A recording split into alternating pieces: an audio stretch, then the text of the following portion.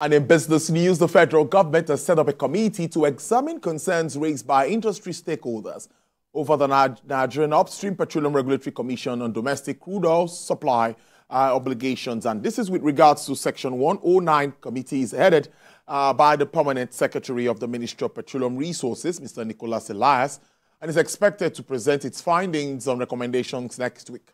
Recommendations are expected to provide a way forward for the industry, address challenges posed in the sector.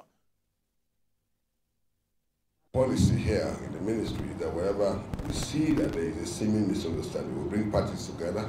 We've been able to agree, except for one or two gray areas, and so disagreement. Those issues, that people thought were very fundamental issues have been largely agreed, and all of us are committed. All the companies in Nigeria are committed to ensuring that we meet that part of the PIA that has to do with domestic crude oil supply obligation. Marketers earlier today. The Director General of Franco-Nigeria Chamber of Commerce and Industry, Mr. Moses Umoru, has expressed excitement over the latest report by the National Bureau of Statistics, which says Nigeria's gross domestic product grew by 3.19% year-on-year in Q2, higher than 2.51% recorded in the same period of 2023. DG said despite the challenges, government's economic reforms and policies are gradually yielding positive results for businesses and creating more confidence for investors. The business environment is showing some confidence in terms of policies from the fiscal side of things.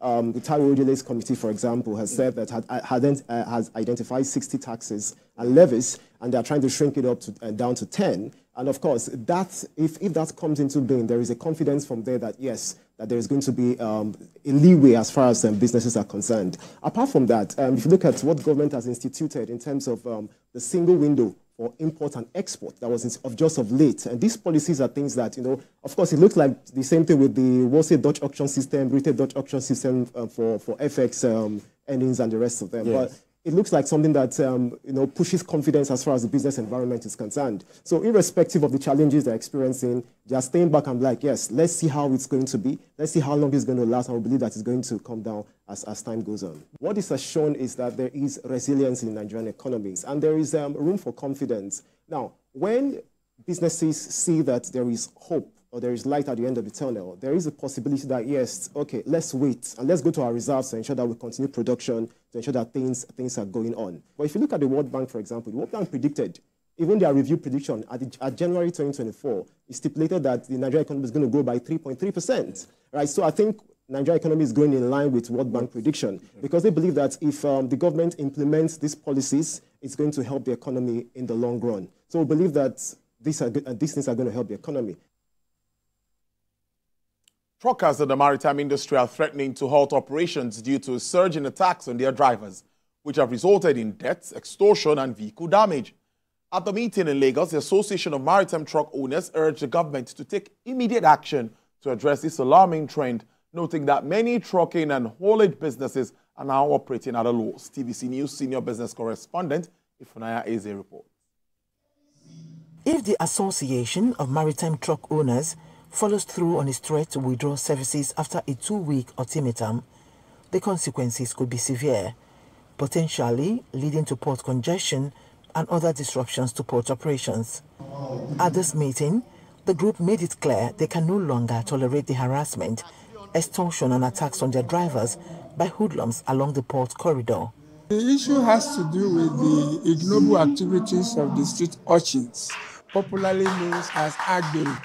You can see from the hall that atmosphere is charged. People are angry because of what they have been doing.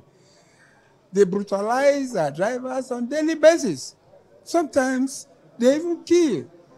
Apart from smashing the windscreen, smashing the damaging the truck, they even cause accidents that may continue to fall on vehicles. The decision to withdraw services stems from frustration over failure to address the escalating danger to their lives and the safety of the cargo they transport.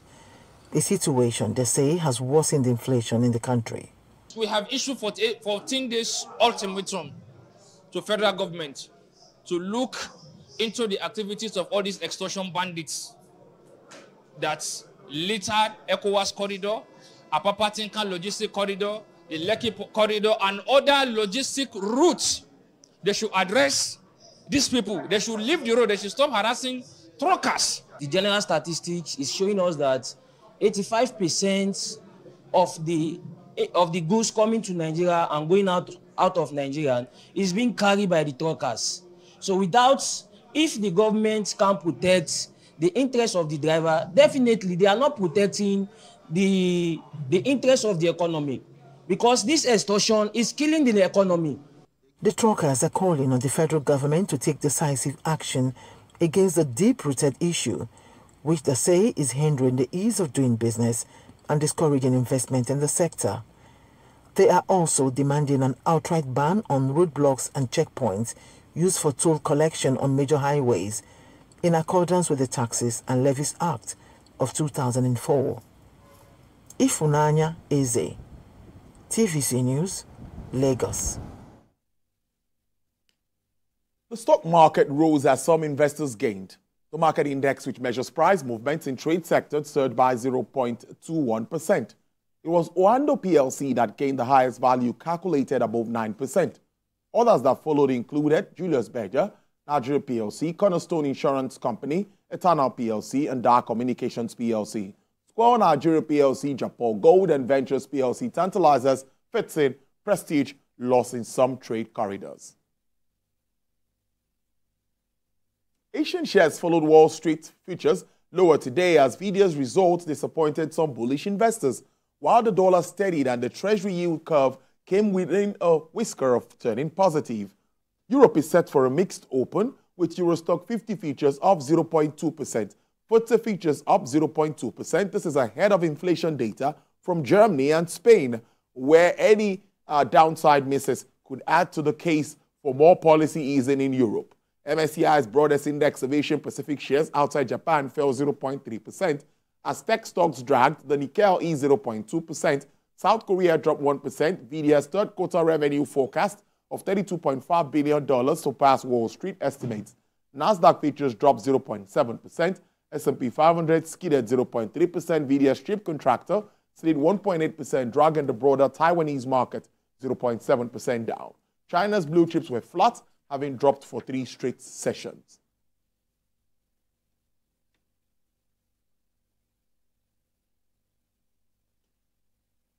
All right, wrapping up business now, let's tell you that crude oil prices are steady after 2 days of decline. This is with regards to concerns about demand from China and the U.S., disruptions out of Libya. And U.S. West Texas Intermediate crude sells for $74.31 with a decline of 0.28%. Brent also experienced a downward review of 0.36% to sell at $78.37. Bonny Light is selling at $78.62 with a downward price margin of 2.84%. And for the OPEC basket, crude oil dealers are offering $79.43 with an upsurge of 2.16%. That's business. Next is sports. Good evening. Thank you for watching.